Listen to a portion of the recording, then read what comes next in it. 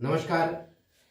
शांति साहित्य संसार के YouTube चैनल पर आप सबका मैं स्वागत करता हूं, अभिनंदन करता हूं और अपने प्रारंभ करते हैं हिंदी की यात्रा, जो कि हिंदी की यात्रा में हमने कई पड़ाव पार कर लिए हैं। सबसे पहले हमने वर्ण पे विचार किया, उसके पश्चात हमने वर्ण विचार के पश्चात स्वर संधि पढ़ी, उसके पश्चात हमने व्यंजन संधि पढ़ी और आज हम पढ़ते हैं विसर्ग संधि। कौन सी संधि पढ़ते हैं? विसर्ग संधि। विसर्ग संधि। सबसे पहले विसर्ग संधि की परिभाषा। विसर्ग जैसे आप जानते हैं दो बिंदु, और ये शब्द है वो संस्कृत के होता है और जिन्हें तत्सम शब्द कहते हैं ना, उनमें विसर्ग यानी हिंदी का कोई ऐसा शब्द नहीं है जिसमें विसर्ग का प्रयोग किया जाता हो। संस्कृत वाले ही शब्द जो तत्सम शब्द हैं वही प्रयोग हिंदी में लाए जाते हैं, इसलिए इस संधि का ज्ञान होना भी हमारे लिए आवश्यक है। तो यह है विसर्ग, और विसर्ग का जो उच्चारण स्थान है ना वो है कंठ। क्या है? कंठ, है ना। विसर्ग स्थान है वो, जो इसका उच्चारण स्थान है वो क्या है? कंठ है। और इसकी ध्वनि है ना, जैसे है से है, हलंत है से यानी आधे है से भी थोड़ी सी कम होती है। तो इस पर अपने आज विचार करेंगे। देखो, सबसे पहले हमने पढ़ा स्वर के पश्चात स्वर आए तो ध्वनि में परिवर्तन होता है, उसे स्वर संधि कहते हैं। फिर व्यंजन में क्या होता है? व्यंजन के पश्चात चाहे स्वर आए और चाहे व्यंजन आए, जो ध्वनि विकार होता है उसे व्यंजन संधि कहते हैं। इसी प्रकार यहां भी विसर्ग के पश्चात, विसर्ग के पश्चात यानी कोई भी वर्ण, स्वर हो और चाहे व्यंजन हो, कोई भी वर्ण, वर्ण का मतलब स्वर और व्यंजन, यानी चाहे स्वर हो और चाहे व्यंजन हो, कोई भी वर्ण आए तो विसर्ग में, विसर्ग की ध्वनि में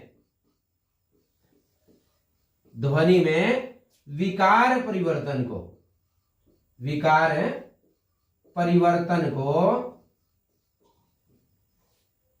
परिवर्तन को विसर्ग संधि कहते हैं। विसर्ग संधि कहते हैं।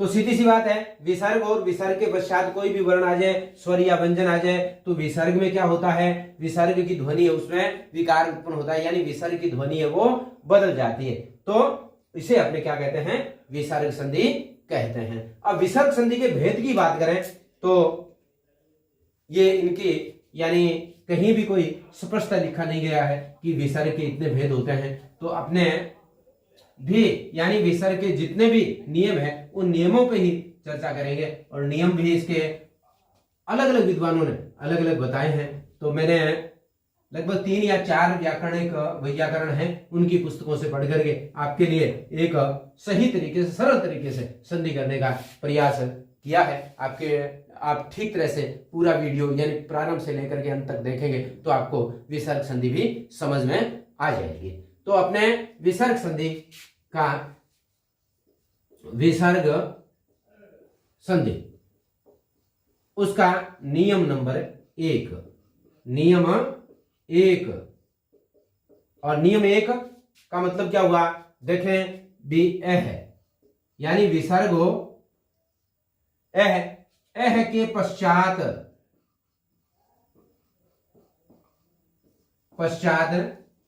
ए हो तो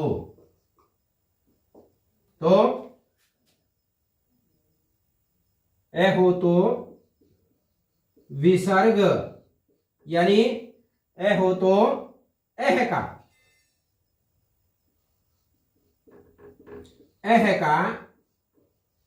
ओ, एह का ओ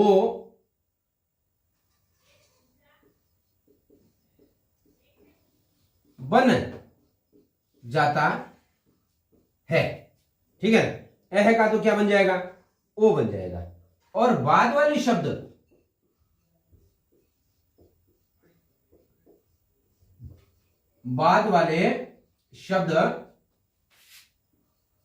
ए का लोप हो जाता है। और अधिक समझ लें, यानी विसर्ग के दोनों ओर हो, सीधी सी बात है, सीधा सा सूत्र है, ये और ये, ठीक है, ये और ये, यानी विसर्ग के दोनों ओर हो, यानी पहले आदि में भी ए होना चाहिए और फिर बाद में भी क्या होना चाहिए, ए होना चाहिए। तो इसका तो क्या बन जाएगा, ओ बन जाएगा। क्या बन जाएगा, ओ। और इसका क्या हो जाएगा, लोप हो जाएगा। क्या हो जाएगा, लोप हो जाएगा। बात स्पष्ट हो गई, बिल्कुल। यानी ए के दोनों ओर विसर्ग हो तो पहले वाले ए का तो ओ बन जाएगा और बाद वाले ए का लोप हो जाएगा। अब उदाहरण देखते हैं अपने, जैसे यस है प्लस अभिलाषा, यस है प्लस अभिलाषा। अब देखो यहां जो ये ए है, जो देखो यहां आपने थोड़ा सा अपने ध्यान कर लें, शय का मतलब ये हो गया और ये हो गया, इसका तो अपने क्या बनाना है, ओ बनाना है। क्या करना है, ओ बनाना है। ओ लगाएंगे तब ये क्या बन जाएगा, यशो। क्या बन जाएगा, यशो। और इस ए का आपने क्या करना है, लोप करना है, और ये क्या बन जाएगा, यशोभिलाषा। ठीक है, अभिलाषा इच्छा होती है, जानते हैं आप, और यश की जो अभिलाषा हो, यानी यश बड़ाई कामना है ना, सब लोग चाहते हैं, तो यशोभिलाषा। और फिर देखें, मन है अनुभूति,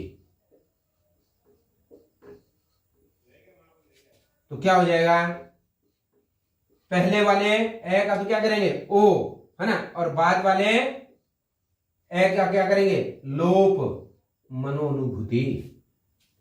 फिर देखें, मन है अनुकूल,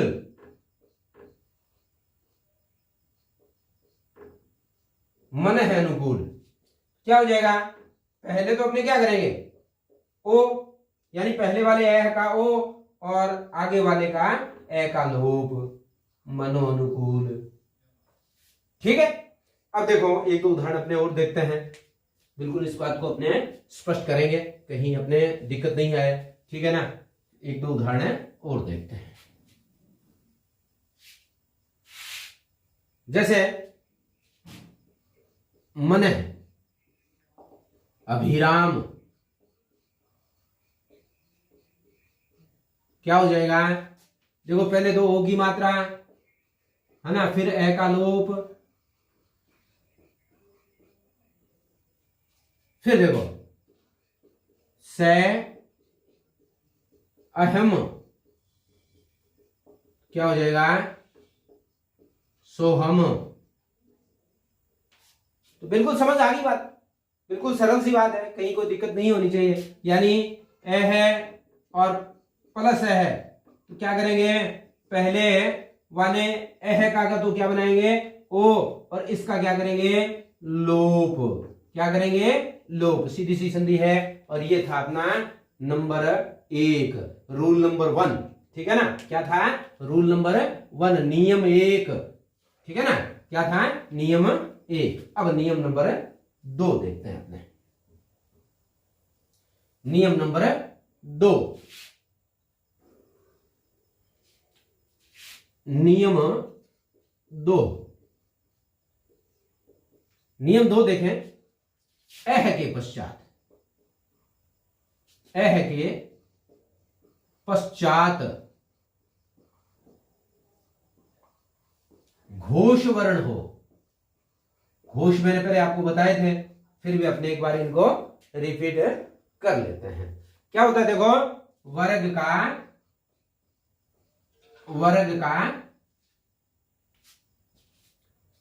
वर्ग का तीसरा, चौथा और पांचवा वर्ण, तीसरा, चौथा और पांचवा वर्ण, ठीक है ना। और समस्त स्वर और तीसरा, चौथा, पांचवा जिस ओर स्वर आते हैं उस ओर अंतस्थ आते हैं ये, रे, ले, वे और है। ये इतने घोष है। क्या है? घोष है। और मैंने एक तरीका बताया था आपको भी, ए घोष याद कर लो। आप क्या करो? ए घोष याद कर लो। क्या है? 12। ए घोष क्या है? 12, यानी वर्ग का पहला, दूसरा और फिर तीनों से एक तरह से, है ना, शे, और से, ये ठीक है। 1, 2 और तीनों से। अब जो बच गए वो सारे क्या हो गए? घोष हो गए। ए घोष याद कर लेते हैं, है ना। और फिर मैंने ए घोष से महाप्राण भी बताया, 2, 4, है ना, बिल्कुल आपको सरल तरीके से मैंने बताया था। तो ये अब क्या कहता है? घोष वर्ण।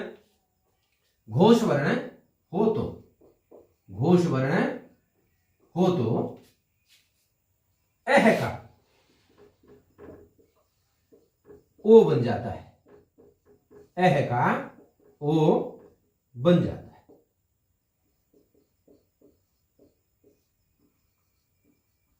एह का ओ बन जाता है। बिल्कुल देख लें। जैसे यहां क्या होगा? एह होगा। क्या होगा? और उसके पश्चात क्या हो? घोष वर्ण हो। क्या हो? घोष वर्ण हो, है ना। तो क्या करेंगे? इस एह का क्या बन जाएगा? ओ बन जाएगा। क्या बन जाएगा? ओ बन जाएगा। अब उदाहरण देखते हैं अपने, ठीक है ना। अब अपने उदाहरण देखते हैं। जैसे यश है प्लस दा। ये देख लो, यहां थोड़ा सा अपने बात थोड़ा सा ध्यान कर ले बस। शय है, इसके विसर्ग लगे हैं, इसका मतलब है शय, और शय के ए के विसर्ग लगे, ठीक है। तो अपने करना क्या है? एह का, ये ए है, इसका क्या बनाना है? ओ बनाना है। तो ये बनेगा, वो क्या बनेगा? यशोदा। क्या बनेगा? यशोदा, ठीक है ना। फिर इसी तरह मन है प्लस हर, तो बनेगा, वो क्या बनेगा? मनोहर, ठीक है ना। क्या बनेगा? मनोहर, है ना। इसी प्रकार सरय प्लस जय, तो क्या बन जाएगा? सरोज। क्या बन जाएगा? सरोज, जो किसके पर्यायवाची शब्द हैं? कमल के। किसके पर्यायवाची शब्द हैं? किसका पर्यायवाची शब्द है? कमल, ठीक है ना। कमल। और कमल के एक दिन मैंने पर्यायवाची शब्द आपको बनाने सिखाए थे, आपने सीख भी लिए होंगे, है ना। और उदाहरण देखते हैं अपने। देखो यहां पहले वाले वर्ण के अपने क्या लगाया? ओ की मात्रा, ठीक है ना। जो व्यंजन है उसके ओ की मात्रा आपने लगा दी, सरोज बना दिया। सरय आप जानते हैं तालाब होता है, और तालाब में जो जन्म ले वो क्या कहलाता है? कमल। इसके पश्चात अपने आगे बढ़ते हैं, ठीक है। इसके पश्चात अपने आगे बढ़ते हैं। इसी प्रकार जैसे उरह जय, क्या बन जाएगा? उरोज, है ना। स्तन, किसका पर्यायवाची शब्द है? स्तन का। उरा, उरा मतलब हृदय, ठीक है ना। हृदय से जन्म ले वो क्या हो गए? स्तन हो गए, ठीक है ना। फिर एक दो उदाहरण और देखें अपने। जैसे मन है विज्ञान, तो क्या हो जाएगा? मनोविज्ञान। क्या हो जाएगा? मनोविज्ञान, है ना। फिर मन है प्लस विकार, क्या हो जाएगा? मनो विकार, ठीक है ना। फिर मन है योग, क्या हो जाएगा? मनोयोग, क्या बन जाएगा? मनोयोग, ठीक है ना।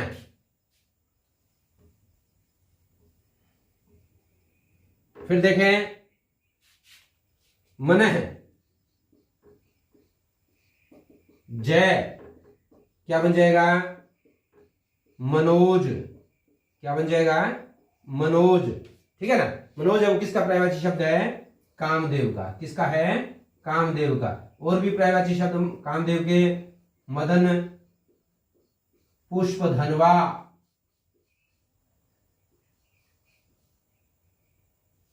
पुष्प धनवा, ठीक है ना। जो मन में उपजे वही क्या है, कामदेव है। ठीक है ना। तो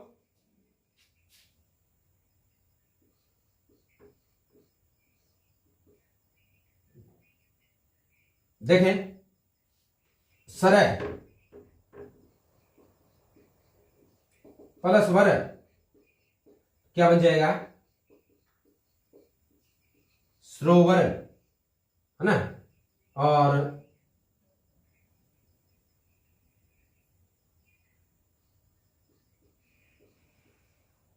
मन है प्लस